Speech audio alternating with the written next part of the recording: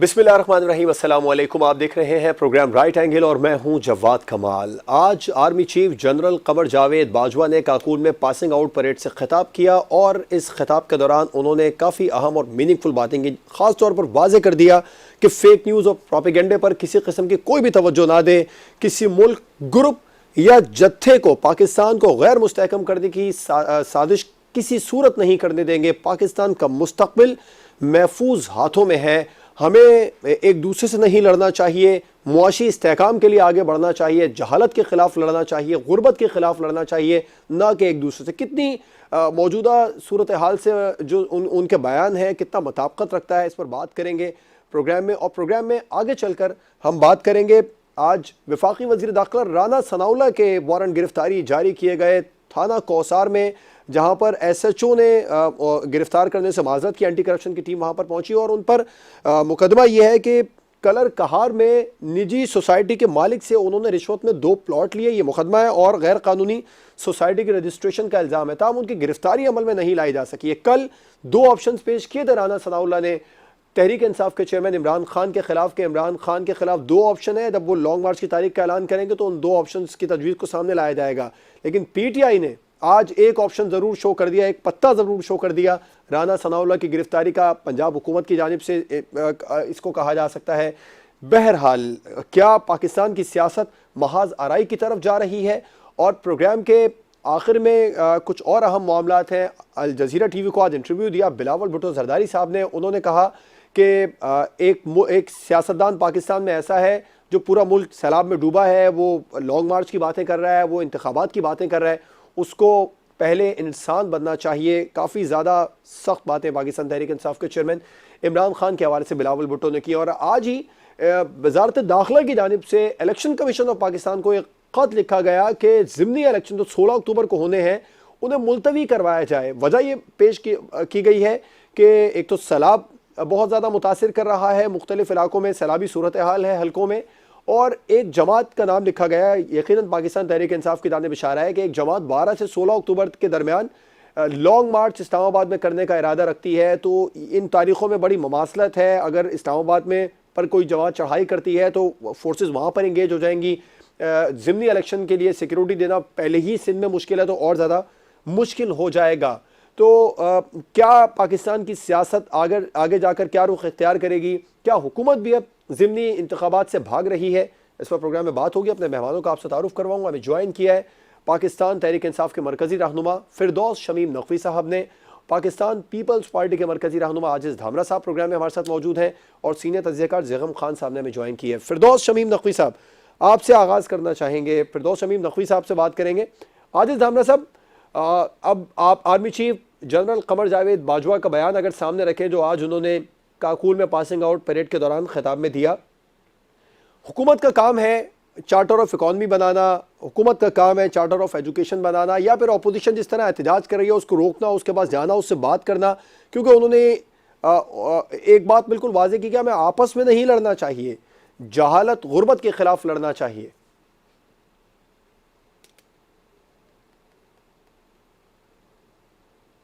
आजिज़ धामरा साहब।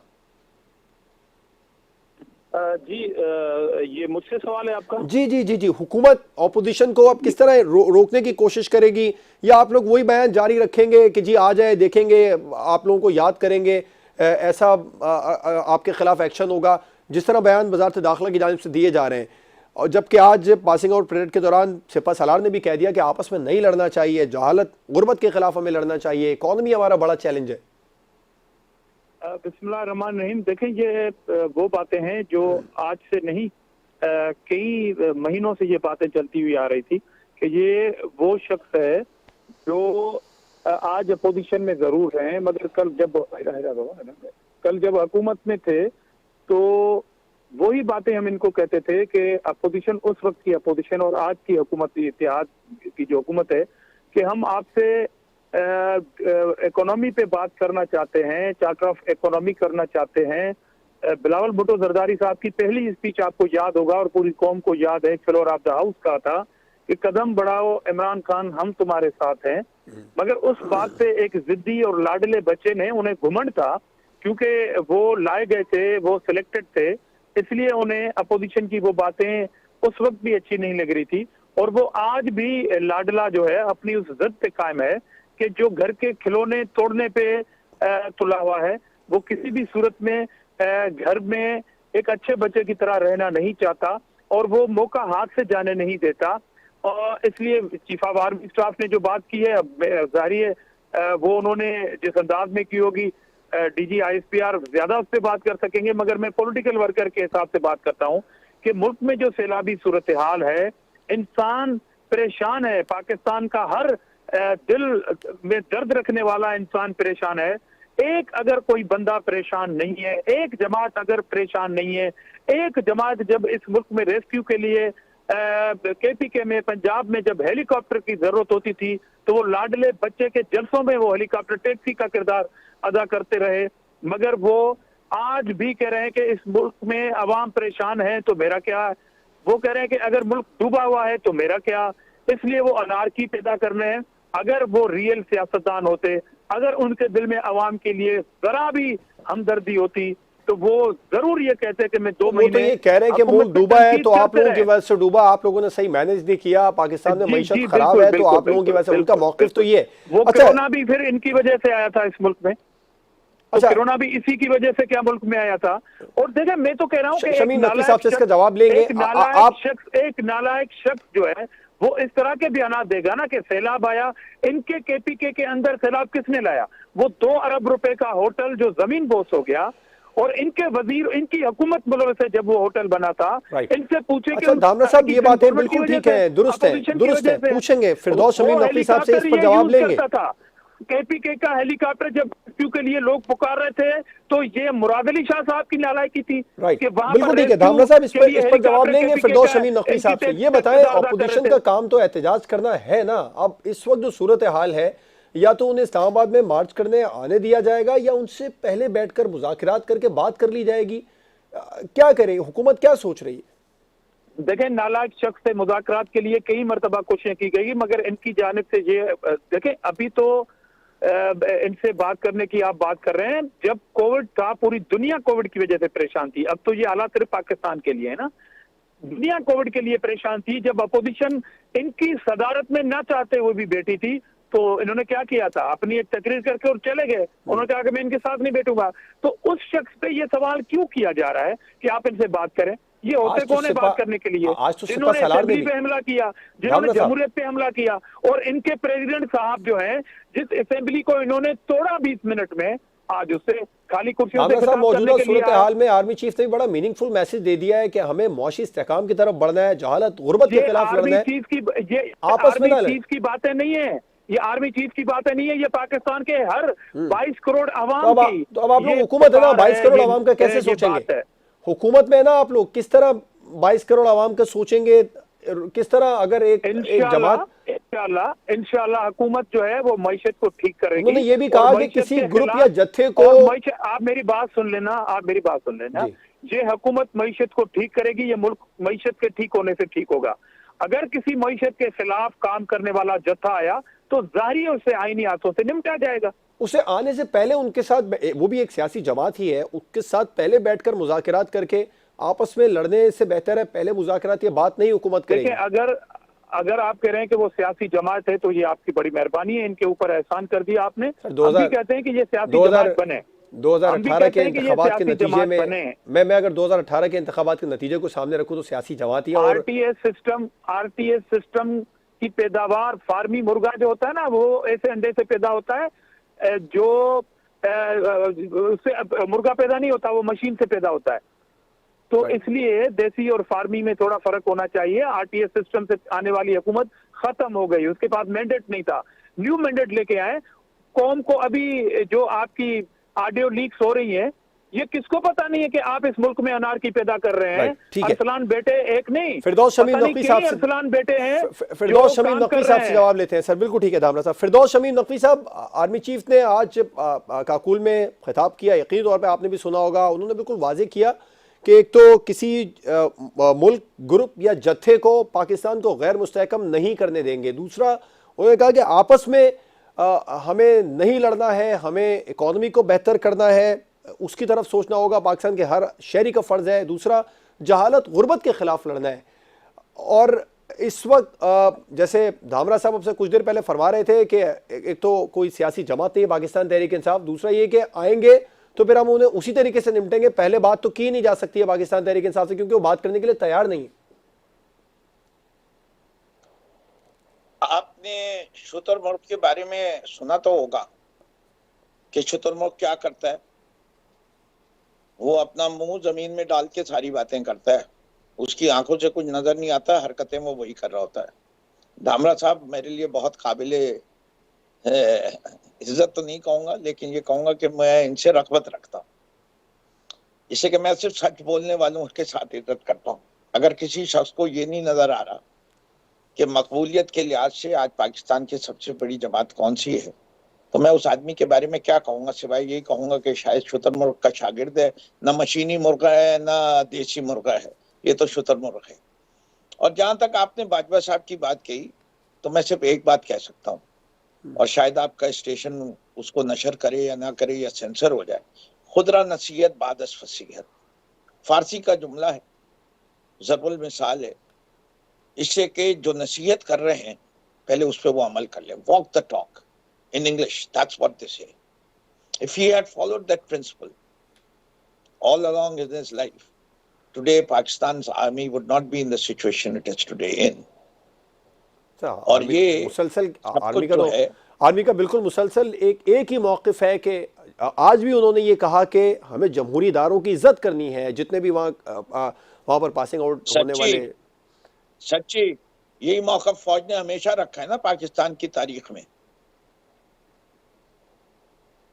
हमारे यहाँ अयूब खान तो कभी आए नहीं, न ज़ियाउल्लाह का आए, न मुशर्रफ आए, न अयूब खान ने सोहरवर्दी के साथ जो किया, न गुलाम मोहम्मद के साथ किया, वो कोई गैर जमहूरी गुलाम मोहम्मद नहीं। माजी तो बहुत ज्यादा तल्ख है सर, माजी को रहने दें। अब तो वो ये भी वाजे कर चुके हैं ना कि इन्वॉल्वमेंट रही। माजी को रहने दें, माजी को रहने देते हैं। चलिए बाकी सारी चीजों को भी छोड़िए, हाल ही को देख लीजिए। हाल क्या है इस मुल्क के? हाल क्या है? क्या पाकिस्तान की कोई हुकूमत कर सकती है without being on the same page with them? सच्चाई से जवाब दे दीजिए। पाकिस्तान तहरीक इंसाफ का शुरू के 3 सालों में तो यही मौक़िफ़ रहा ना सर। हमने तो ये कह दे ऑन द सेम पेज, जिस दिन वो पेज से हटे हैं तो उन्हीं ने हमें भी हटा दिया। कौन हटा सर, वो या आप? हैं? कोई भी पेज से हटाओ, पेज से हम हटे तब भी हम हटा दिए गए, पेज से वो हटे तब भी हम हटा दिए गए। और ये जो हटे हुए थे वो पेज पे आ गए तो 13 जमातों के भानमती के चोरों के कुनबे को ला के बिठा दिया, और उसकी वजह से उनके गले पड़ गई। उन्होंने बिठाया या अदम एतमाद के जरिए? उन्होंने बिठाया या अदम एतमाद के जरिए गए आप लोग? ये भी सारी दुनिया ने देखा, एक अदम एतमाद की तहरीक आई, वो कामयाब हुई। जी बिल्कुल, ऐसी इतनी अच्छी बात की आपने कि मैं सलाम करता हूँ। लोगों ने ये भी देखा कि सिंध हाउस के अंदर ये सारे अदम एतमाद वाले भेजे सर। लोग तो आजकल आने वाली ऑडियो लीक्स भी सुन रहे हैं। सिंध हाउस की प्रोटेक्शन के लिए सिंध से पुलिस आई थी इस्लामाबाद। नकवी साहब, सिंध हाउस की मिसाल आजकल पाकिस्तान तहरीक इंसाफ वाले दे रहे हैं, लेकिन बात यह है कि ऑडियो लीक्स भी तो देखे ना जो सामने आ रहे हैं, जिसमें 5 लोगों को खरीदने की बातें हो रही हैं। नहीं, लेट्स होल्ड ऑन। देखिए, don't confuse the issue. Question is कि आप पहले एक प्रिंसिपल तय कर ले। प्रिंसिपल पॉलिटिक्स, यस, अगर ताड़ा कुत्ता और मेरा कुत्ता टॉमी, नो सॉरी, कुत्ता है। चले ठीक है नकवी साहब, इजाजत दीजिए, मुझे ब्रेक पर जाना है। मैं इस पे यकीन रखता हूँ। बात सारी है, वो अंग्रेजी का एक और ज़रुल मिसल है, to catch a thief set a thief. Right. पकड़े नहीं जाते इनको, अगर इनकी मर्जी करने दी जाए खुल्लम छूट, तो वो तो ये कर चुके हैं ना। ठीक है बांग्लादेश, नकवी साहब इजाजत दीजिए, ज़ैगम साहब को भी इन्वॉल्व करते हैं। एक मिनट बरादर मोहतरम, एक मिनट जी। बांग्लादेश पाकिस्तान से आगे निकल गया 1971 के बाद। सबसे ज्यादा किसने हुकूमत की वो बता दीजिए। पाकिस्तान 1943 में चाइना, 1948 में मलेशिया, 1948 हमेशा में इस सियासतदान ही तो इंडोनेशिया, मदद करते रहे नकवी ये साहब, ये सब भी तो आगे एक तल्ख निकल गए। हकीकत है ना, ये भी एक तल्ख हकीकत है। मकबूल तरीन सियासतदान चाहे वो कोई भी हो, वो भी मदद तो करते रहे ना। ज़ैगम साहब, क्या कहेंगे आप? आर्मी चीफ ने जो आज बयान दिया काकुल में, कितना मीनिंगफुल है? उन्होंने कहा कि मुआशी इस्तेहकाम हर शख्स की जिम्मेदारी होनी चाहिए, जहालत गुर्बत के खिलाफ हमें लड़ना चाहिए, एक दूसरे के खिलाफ नहीं। और यह भी वाज़ेह कर दिया कि किसी मुल्क, ग्रुप या जत्थे को, मुल्क को गैर मुस्तहकम करने नहीं देंगे। इंतहाई खूबसूरत बात है, मुझे बहुत पसंद आई। और अगर उन्होंने 2016 में ये बात कही होती तो मुझे और भी ज़्यादा पसंद आती। नकवी साहब से मैं इत्तफाक करता हूँ, इस्टेब्लिशमेंट की एक हिस्ट्री है, उसका किसी वक्त कोई बेनिफिशरी होता है और किसी वक्त किसी को नुकसान होता है। नकवी साहब से बेहतर कौन जानता है कि 2016 के बाद पीटीआई को किस किस तरीके से फ़ायदा पहुंचाया गया। मैं आपको एक छोटी सी बात बताता हूँ। मेरे अपने इलाके का एमपी है, वो आज़ाद जीता और पीटीआई में शामिल हुआ। उससे पूछा कि जहांगीर तरीन ने तुम्हें कैसे मनाया, तुम कैसे उसके जहाज़ में गए? वो कहा, हजूर जहांगीर तरीन से मेरी मुलाकात तो जहाज़ में हुई, जहाज़ तक तो मुझे कोई और लेकर गया था। आपने देखा कि 2016 में किस तरह की जूरिस्प्रूडेंस डेवलप हुई, किस तरह की अदालत ने एक नए नए काम किए, न पाकिस्तान की तारीख में पहले हुए थे ना बाद में हुए थे। किस तरह बहानों से और एक मामूली एक्यूजेशंस पे नाअहल किया गया लोगों को। फिर उसके बाद किस तरीके से लोगों को पार्टियों के टिकट वापस करने पे मजबूर किया गया, किस तरीके से हाँका गया इलेक्टेबल्स को और हाँक कर उनको एक बाड़े से दूसरे बाड़े में मुंतकिल किया गया। जब इलेक्शन हो गए तो किस तरीके से आज़ाद जो मुंतखब हुए थे उनको जहाज़ों में भर भर के लाया गया और एक पार्टी को पेश किया गया। पंजाब में ज्यादा सीटें किसी के पास थी, हुकूमत किसी की बनी। ये अब दोबारा नहीं होना चाहिए। उन्होंने जो यकीन दिलाया है, मुझे इस पर खुशी है और मुझे एतमाद भी है। और वो यही कह रही है इस्टेब्लिशमेंट के माजी में जो हुआ वो अलग है, अब हम इस चीज़ की इजाज़त नहीं देंगे। नहीं होनी चाहिए, पीटीआई की भी तसल्ली होनी चाहिए। लेकिन इस वक्त तक पीटीआई का ज़्यादा बड़ा मसला ये है कि पीटीआई पुरानी पॉलिटिकल मैनेजमेंट चाहती है। वो चाहती है कि इस्टेब्लिशमेंट न्यूट्रल ना बने। इमरान खान साहब ये नहीं कह रहे कि इस्टेब्लिशमेंट न्यूट्रल हो जाए, वो आइन के मुताबिक काम करे। वो ये कह रहे हैं कि किसी को न्यूट्रल होने की अल्लाह ने इजाज़त नहीं दी। जो उनके सियासी मुखालिफ हैं वो मुशरिक हैं, वो गद्दार हैं, वो चोर हैं, वो डाकू हैं। पाकिस्तान के तमाम इदारे बशमूल इस्टेब्लिशमेंट इस वक्त पीटीआई के साथ खड़े हों। ये अफसोसनाक बात है। अगर पीटीआई, नकवी साहब, इमरान खान साहब ये कह रहे होते इस्टेब्लिशमेंट को कि आप आइन के मुताबिक पीछे हटें, तो मैं इनके साथ खड़ा होता। वो बात कह रहे होते जो आज chief of the army staff ने कही की है, तो मैं इनके साथ खड़ा होता। नकवी साहब ने भी हमें इस बात कहा की जरूरत है कि जी कहा, लेकिन वो देखिए, मैं वही तो उसी बात को तो खोल रहा हूं ना।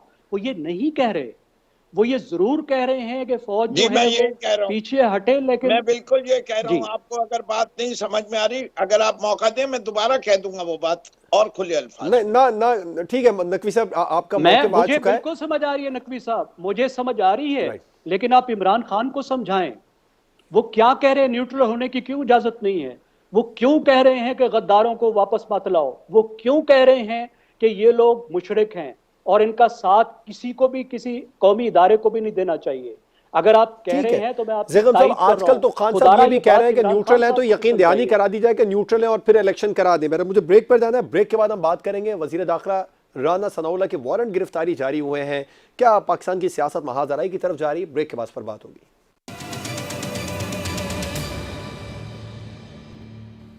Welcome back. कल वज़ीर दाखिला राना सनाउल्लाह ने इमरान खान के खिलाफ 2 ऑप्शंस पेश किए थे। बताया नहीं था कि 2 ऑप्शंस क्या हैं, ताहम उन्होंने ये ज़रूर वाज़े कर दिया था कि अगर लॉन्ग मार्च की तारीख आ जाएगी तो उसके बाद में इन 2 ऑप्शन की तजवीज़ भी सामने आ जाएगी। आज सूबों की जानिब से, वो सूबे जो विफाक में हुकूमत के साथ नहीं है, उनकी तरफ से जवाब आया, पंजाब से जवाब आया और वज़ीर दाखिला राना सनाउल्लाह के वारंट गिरफ्तारी जारी हुए। ताहम वो गिरफ्तार नहीं हो सके। थाना कोसार के SHO ने माजरत की, कहा कि फैसलाबाद में जिस थाने में ये FIR दर्ज है वहाँ से गिरफ्तारी अमल में लाई जा सकती है। आजिज़ धामरा साहब, वज़ीर दाखिला गिरफ्तार हो जाते हैं अगर तो फिर हुकूमत को कितनी परेशानी का सामना करना पड़ेगा, क्योंकि पंजाब में खैबर पख्तूनख्वा में पाकिस्तान तहरीक इंसाफ की हुकूमत है, वहां से इस तरह के मजीद इक़दाम भी हो सकते हैं।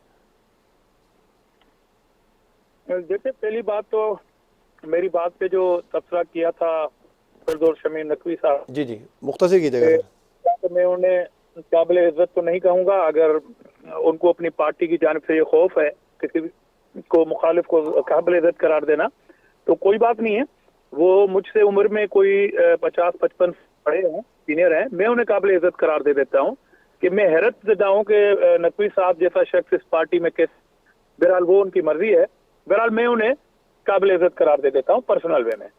दूसरी बात कि इन्होंने जो सो कॉल्ड इनकलाबी पार्टी बनने की कोशिश कर रही है नकवी साहब की, मैं उनसे ये पूछना चाहता हूँ कि आप जो पॉपुलरिटी के घुमंड में हैं, मेरे भाई, मेरे बुजुर्ग, मैं ये कह रहा हूँ कि ये जो ऑडियो लीक्स आपकी आ रही हैं, जो बार बार झूठ और मुनाफिकत पर मबनी है, और जो अरसलान बेटे को ठपकियां दी जा रही हैं, ये साहब इस पर बात हो गई। बात ये है कि अगर सूबों की तरफ से इस तरह वारंट गिरफ्तारी है, मैं उस बात पे आ रहा हूँ, मैं पॉपुलरिटी के घुमंड की बात कर रहा हूँ। तो वो शख्स जो इनका कारकुन है, जो ऐवान सदर में है, जिस असेंबली को तोड़ता है उसमें आ जाता है, और ये वजीर खजाना से किस हवाले से इन्होंने ओथ लिया, जिस शख्स ने प्राइम मिनिस्टर से ओथ लेने में शर्मा रहे थे। तो ये जो एस्टेब्लिशमेंट के अगेंस्ट बातें कर रहे हैं ना, ये लेट चुके हैं, बूट पॉलिश हो रहे हैं, खुफिया मुलाकातें हो रही है, और आपको पता पड़ जाएगा कि लॉन्ग मार्च से पहले ये कहेंगे कि जी किसी ने राब्ता कर लिया। वहां से तो कोई दूसरे, वहां से तो जो आज जवाब आया वो वाज़ेह। धामरा साहब, हम पहले चंद में बात कर चुके हैं, वहां से क्या जवाब आया? खजाना की और वजीर खजाना की जहां तक आपने बात की, देखें ये गिरफ्तारी वारंट कब जारी होते हैं? जब वजीर खजाना का आपको ये बयान सामने आया कि कोई जब इस इस्लामाबाद में आके ये रुमाल बनाने की वजीर दाखिला की उन स्टेटमेंट के बाद ये वारंट जारी होते हैं। तो ये काउंटर एफआईआर आप सुनते हैं ना, कोई दो आपस में लड़ जाते हैं तो काउंटर एफआईआर होती है। तो मेरे ख्याल में ये काउंटर और अंडर प्रेशर रखने की बात है। अगर इन्हें गिरफ्तारी का शौक है, वजीर दाखिला को गिरफ्तार कर लें। बाकी अगर एक वजीर दाखिला को गिरफ्तारी के वारंट निकाल के आप ये समझेंगे कि आप जत्थे की सूरत में आप डिस्टेबलाइज करेंगे आके वफाकी हुकूमत को, तो कानून मौजूद है। एक शख्स पे कोई का नाम कानून नहीं है, आपका मौक़िफ़ है, बिल्कुल ठीक है, वो अपना रास्ता जरूर लेगा। बिल्कुल ठीक है। नकवी साहब, एक तो धामरा साहब ने भी कहा, फिर ख्वाजा आसिफ साहब ने भी आज कह दिया कि हमें कोई खौफ नहीं है, पंजाब हुकूमत गिरफ्तार करना चाहती है तो कर रहे राना सनाउल्लाह को, लेकिन किसी जत्थे को इस्लामाबाद आने की फिर भी इजाजत नहीं देंगे। जी देखिए, मैं आपको बताऊं, I like to call a spade, और मैं धामरा साहब को फिर वाली बात कहता हूँ कि मैं काबिल एहतराम उन लोगों को समझता हूँ जो सच बोलते हैं, हक का साथ देते हैं, दयानतदार हैं, ईमानदार हैं, अपने मुल्क से मोहब्बत करते हैं। और जो कुछ सिंध के अंदर मैंने देखा है, उसके बाद आप ऐसा नहीं कर रहे हैं, मगर आप मेरे से 7 साल बड़े हैं, मैंने किया काबिल एहतराम का। ये पीपल्स डे के बराबर में आप सच का साथ नहीं दे रहे हैं, आप मुनाफिकत की सियासत कर रहे हैं। धामरा साहब, नकवी साहब का मौक़िफ़, धामरा साहब उन्होंने भी आपकी बात सुनी। कर रहा हूँ जी, मैं इनको करेक्ट कर रहा हूँ। ठीक है, हमें सुन लेना चाहिए नकवी साहब को, बिल्कुल ठीक है। आप जब वाली सियासत कर रहे हैं, मगर मैंने काबिल एहतराम कहा अपनी बारी पे आपको। धामरा साहब, उन्होंने आपका मौक़िफ़ सुना, आप उनका सुनिए। मैं तो काबिल एहतराम कह रहा हूँ, अपना मियार बता रहा हूँ, आपने अपना मियार, मैं तो जी, काबिल एहतराम कह रहा हूँ। उम्र बताया, सियासत मुनाफिकत की कर रहे हैं, बावजूद मैं काबिल एहतराम बताया, मैं अपना मियार किरदार बता रहा हूँ, बस फर्क इतना है। आगे चलते हैं। जो सवाल था बरादर मोहतरम, आप अच्छे हैं, आपकी पार्टी मुनाफिकत की सियासत कर रही है। जी जी नकवी साहब, अच्छा चलिए, मैंने जो बात कहनी थी वो कह दी, बहुत बहुत शुक्रिया। अब आते हैं जो सवाल पूछा गया है। सवाल जो है, हमारा ऑब्जेक्टिव बड़ा क्लियर है। हमारा ऑब्जेक्टिव डे 1 ये था, जब हटाए गए थे, कि दूध का दूध, पानी का पानी कर लो। तुम कहते हो पीटीआई नालायकों की हुकूमत है, तो हमने कहा पीटीआई का परफॉर्मेंस बड़ा डिसमिल, तो आओ इसका फैसला कर लेते हैं, हम इंतखाबात करवा लेते हैं। इलेक्शन तो वक्त पर पहले क्यों करा ले सर, कबल वक्त क्यों करा ले? ये 12 नकवी साहब, आप इंतखाबात से भाग रहे हैं। अदालत कौन गया है? आपके 9 एमएलए गए हैं। अदालत से भाग रहे हैं आप यार, धामरा क्या साहब, कह रहे हैं? धामरा साहब, नकवी साहब का पहले नहीं पूरा नहीं, इनको मौकिफ लें। बताएं ना, अदालत से, इलेक्शन से भाग कौन रहा है? अभी अदालत तो कौन गया है अभी? फिलहाल तो वजारत दाखिला ने भी दरखास्त दे दी है। जी नकवी साहब। ये बाई इलेक्शन से भाग रहे हैं भाई, उसके बाद वजारत दाखिला ने दिया है। नकवी साहब, मैं तो इस इलेक्शन की बात ही नहीं कर रहा, मैं तो जनरल इलेक्शन की बात कर रहा हूँ चंदा। इसीलिए तो कह रहा हूँ कि शुतुरमुर्ग नहीं बनो। मैं तो बात कर रहा हूँ कि पीटीआई अगर वो तो इतनी टाइम पे होंगे, unpopular पार्टी थी, वो तो टाइम पे होंगे, खाम नहीं, ख्याली से निकल आए बाहर, और खाम ख्याली से बाहर निकल आए। आप चाहे नहीं, कुछ भी लेकिन कहते धामरा रहो। साहब, आज जो दरखास्त आप पूरी लोगों ने बात- दी है वो उससे उसका ताल्लुक नहीं है। वो तो सैलाब का रीजन बताया गया और लॉन्ग मार्च का रीजन बताया गया है वजारत दाखिला ने। जी, इस वक्त तो हुकूमत भी इलेक्शन से। मैं वही अर्ज कर रहा हूँ यार, कि आप- जिन लोगों ने इस्तीफा दे दिया, धामरा साहब, मैं आपसे इसका मौकिफ ले लूंगा, पहले नकवी साहब से जवाब दें। वो खुफिया मुलाकातों में बूट पालिश कर रहे हैं। नकवी साहब, आप कंटिन्यू कीजिए, मैं धामरा साहब से इसका अलग से जवाब ले लूंगा। जी नकवी साहब। जी देखिए, मैं बड़ा क्लियर हूँ, पीटीआई जल्द से जल्द इस मुल्क के अंदर इंतखाबात करा के जो मोस्ट पॉपुलर पार्टी है उसको चाहती है कि हुकूमत बन जाए। और हम ये भी चाहते हैं कि जो भी हुकूमत आए और जो भी आए वो उसको न्यूट्रल नहीं हो सकता, उसको फैसला करना पड़ेगा सही और गलत के दरमियान, हक और बातिल के दरमियान, चोर और ईमानदार के दरमियान, चाहे वो इदारा अदालत का हो, चाहे वो नैब हो। ये ऐसी जुडिशरी नहीं चल सकती जिसमें चीफ जस्टिस का बेटा छोड़ दिया जाए इससे कि वो चीफ जस्टिस का बेटा है। जिधर लोगों को, जहां justice is not seen to be done, justice must be seen to be done. ये मसला ये है। इदारे न्यूट्रल होते हैं, इदारे न्यूट्रल होते हैं, शख्स न्यूट्रल नहीं होते। ये बात समझने की है। इसलिए इदारों के बारे में कोई नहीं कहता।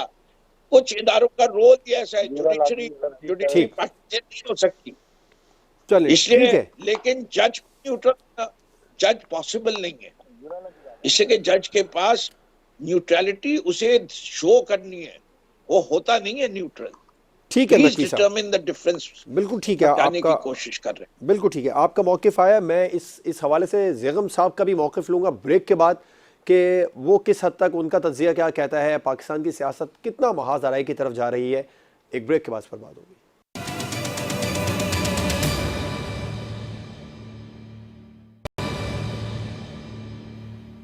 Welcome back. ब्रेक से पहले हम बात कर रहे थे कि वफाक ने 2 ऑप्शन दिए इमरान खान के खिलाफ। वो क्या ऑप्शन है वो सामने अभी तक तो नहीं आए, लेकिन ये वाजे कर दिया था वज़ीर दाखिला ने कि अगर जब लॉन्ग मार्च की तारीख का ऐलान होगा तो वो 2 ऑप्शन की तजवीज़ भी सामने आ जाएगी। लेकिन वफाक को जवाब सूबों से मिल गया। पंजाब से वारंट गिरफ्तारी जारी हुए वज़ीर दाखिला राना सनाउल्लाह के, तब वो गिरफ्तार नहीं हो सके हैं। ज़ैगम खान साहब, एक महाजराई की सूरत हाल क्या आप भी पैदा होते देख रहे हैं? ये महाजराई की तरफ जाएगी सूरत हाल? जवाद साहब, ये आज एक नई तरह की महाजराई का आगाज हुआ है, and we have been here before. यहाँ पहले भी गुजरे हैं। मैं आपको याद दिलाऊंगा कि 1999 में 1989 में जब नवाज शरीफ वजीर आला थे पंजाब के, तो उन्होंने 19 MNAs, पीपल्स पार्टी के 19 MNAs और 27 MPAs के खिलाफ क्रिमिनल केसेस किए थे। सिर्फ यही नहीं किया था, उस वक्त के एक लेबर मिनिस्टर थे जिनका नाम था मुख्तार आवान, उन पर कत्ल का केस किया था। एक sitting federal minister, member of the federal cabinet, Karachi से इस्लामाबाद आने के लिए वो पहले कराची से पेशावर गया, पेशावर से उसको एक हेलीकॉप्टर लेकर इस्लामाबाद आया।